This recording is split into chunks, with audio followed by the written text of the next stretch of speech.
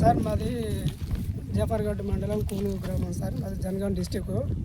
అయితే మాకు 2005లో భూధార కింద దాత దొర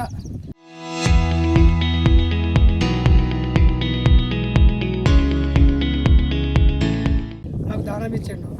2005లో దానం ఇస్తే ఆ అట్టి భూమి నేను వేరే దున్నుకుంటాను. ఇచ్చింది ఎవరు? నెల్లూట్ల జానకి రామారావు దానం ఇచ్చిండు. దానం ఇస్తే ఆ భూమిని 10 సంవత్సరాల దాకా మేమే కాస్త మీద ఉన్నాం, చేసుకుంటాను, పంటలు పండించుకుంటాను, బతుకుతుంటే మధ్యలో ఈ భూమి అనేది 4 పేర్ల మీద ఇచ్చాడు. ఇల్లందల ఓతలు, ఇల్లందల పెద్దలు, వరిగంటి వెంకటయ్య, దాంట్లో మారయ్య అనే 4 పేర్ల మీద భూమి దానం చేశాడు. దానం చేస్తే ఆ భూమిని ఇద్దరు పెద్ద మనుషులు, వాడుకో పెద్ద మనుషులు అంటే వాళ్ళు ఉంటారు. అయితే ఆ పెద్ద మనుషులు ఏం చేసిందంటే ఈ ఓతల దగ్గర అన్న నేను పట్ట చేపి తీసుకురా, కాగితం తీసుకురా అని అంటే ఆ కాగితం వాళ్ళ తమ్ముడికి ఇచ్చిండు.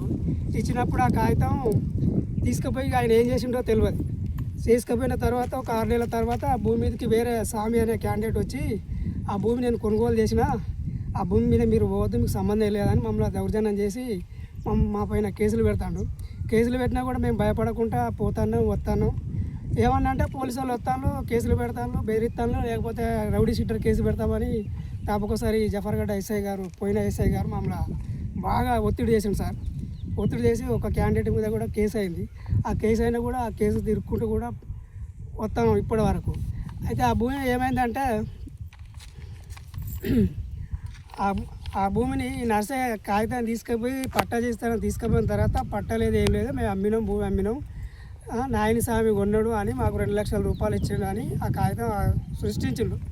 ఆ కాగితం సృష్టించి తీసుకొచ్చి చేస్తే మేము కలెక్టర్ దగ్గర పోయినాం, ఆర్టీఓ దగ్గర పోయినాం, సిపి గారి దగ్గర పోయినాం.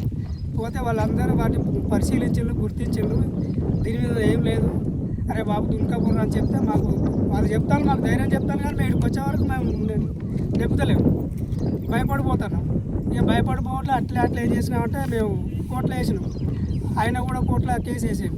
ఆ కోర్టులో కేసు అట్లే ఉన్నది.